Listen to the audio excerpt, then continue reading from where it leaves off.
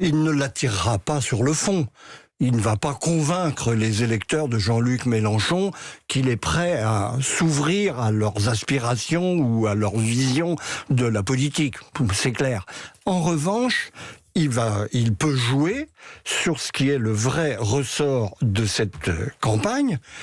D'un côté, un candidat, Emmanuel Macron, qui a vocation effectivement à parler à tout le monde d'une certaine manière, et d'autre part, en la personne de Marine Le Pen, une candidate qui malgré tout représente une démarcation à l'intérieur du corps électoral. Il y a des gens qui jamais ne pourront voter pour elle, pour des raisons à la fois politiques, morales, existentielles.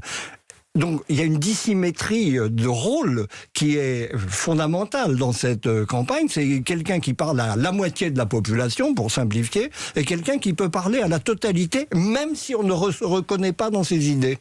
Même si on ne se reconnaît pas dans ses idées, Emmanuel Macron appelle à ce grand dépassement. Comment il peut se concrétiser, selon vous, ce grand dépassement? Est-ce que c'est une sorte de mouvement unique, de parti unique, disent certains? On n'est pas loin du parti unique.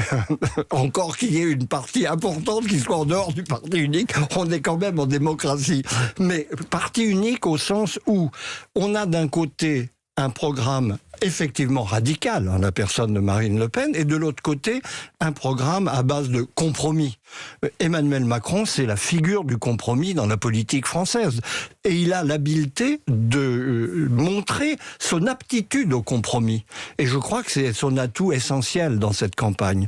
Il n'est pas fermé, a priori, sur aucun sujet.